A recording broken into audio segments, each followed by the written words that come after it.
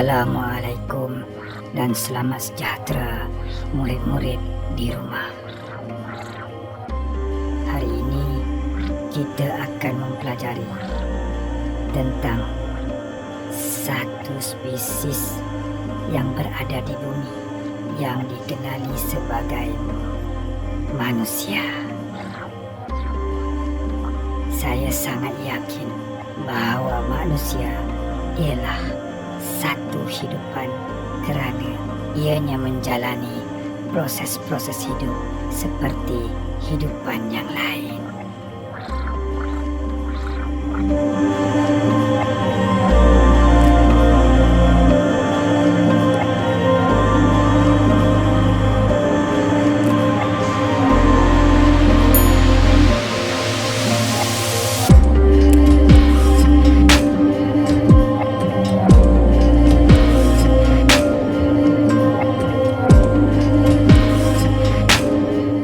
Sebagai manusia, kita tentu sangat bersetuju apabila manusia dikategorikan sebagai benda hidup.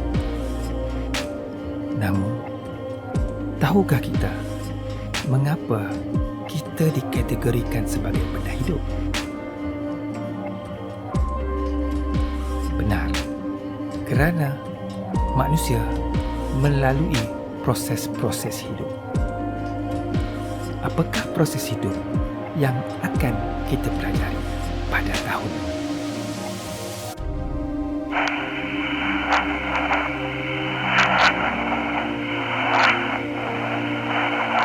Bagus, saintis muda. Nampaknya kamu telah pun membaca buku teks. Tahun ini kita akan mempelajari proses hidup manusia.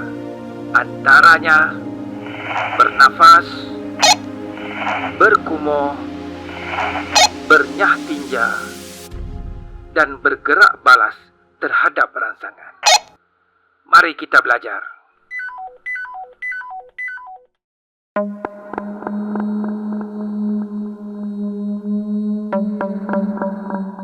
Bernafas merupakan satu proses hidup yang hanya boleh dilakukan oleh benda hidup atau hidupan seperti kita manusia.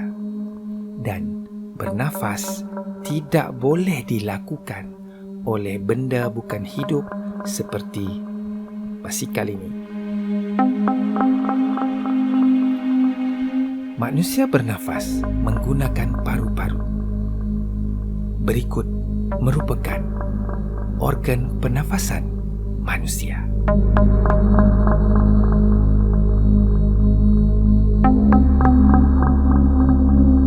Organ pernafasan manusia terdiri daripada hidung dan mulut, trakea, dan paru-paru. Pernafasan manusia melibatkan dua proses, iaitu menarik nafas dan menghembus nafas.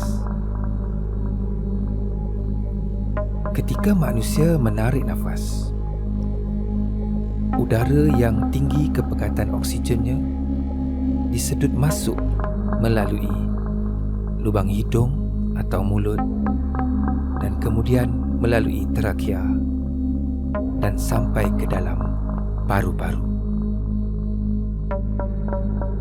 Manakala ketika menghembus nafas, udara yang tinggi dengan karbon dioksida ditolak keluar dari paru-paru melalui trakea dan keluar melalui hidung atau mulut.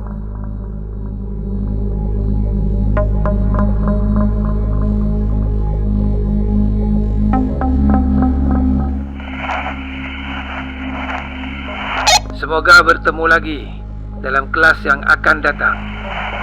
Jangan lupa lengkapkan tugasan yang diberi kepada kamu. Bye-bye.